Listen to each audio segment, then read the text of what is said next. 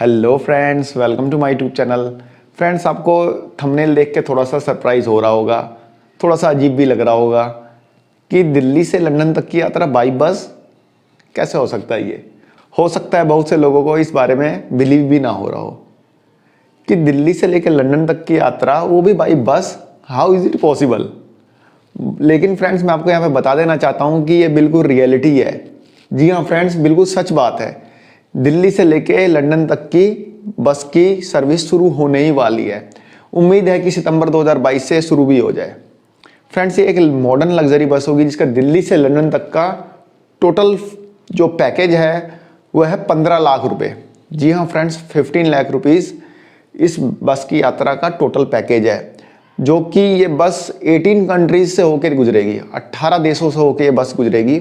और जो 15 लाख रुपए है उसमें आपके बस का टिकट, आपका वीज़ा, फूडिंग, अलग अलग कंट्रीज में आपके स्टेइंग, ये सारी चीज़ें उसमें इंक्लूडेड रहेगी। यानी कि 15 लाख रुपए में ये सारी चीज़ें उसमें जुड़ी हुई होंगी। ये बस जो है 70 दिनों में 20,000 किलोमीटर का सफ़र तय करेगी और 18 देश से होते हुए लंदन पहुंचेगी। फ्रेंड्स, ये बस दिल्ली से शुरू होगी और कोलकाता होते हुए म्यांमार तक जाएगी, और म्यांमार के बाद ये थाईलैंड जाएगी।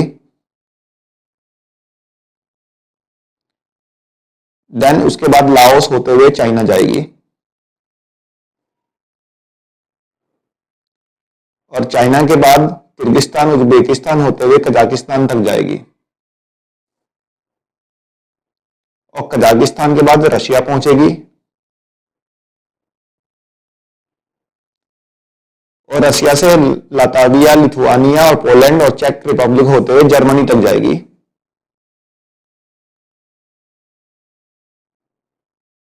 जर्मनी से नीदरलैंड होते हुए बेल्जियम जाएगी, बेल्जियम से फ्रांस पहुंचेगी, और फ्रांस से ये फाइनली लंदन तक जाएगी।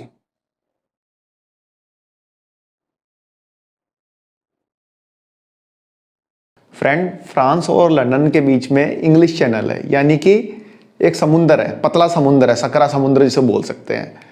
उसे पार करने के लिए क्रूज की हेल्प ली जाएगी। यानी बस को पहले क्रूज में चढ़ाया जाएगा, उसके बाद क्रूज जो है पानी में तैर के उसको बस को फ्रांस से लेकर लंदन लेके जाएगा। तो इस पूरी यात्रा में मतलब कि जो फ्रांस से लेकर लंदन तक की जो यात्रा रहेगी उसमें 2 आवर्स का टाइम लगेगा।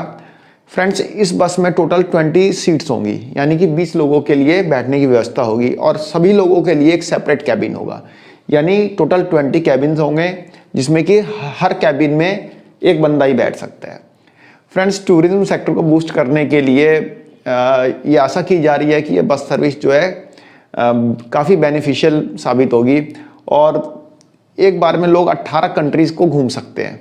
फ्रेंड्स, जो कंपनी बस चलाने जा रही है उसने इस रूट का पूरा ट्रायल कर लिया है। 2017 से लेकर 2019 तक के बीच में छोटी गाड़ियों को चलाकर इस रूट का ट्रायल ऑलरेडी किया जा चुका है। ये यात्रा तो कब की शुरू हो जाती, बट फ्रेंड्स क्या था, लास्ट 2 ईयर से जो कोरोना काल चल रहा है जिसके कारण से इसमें डिले हो गया है।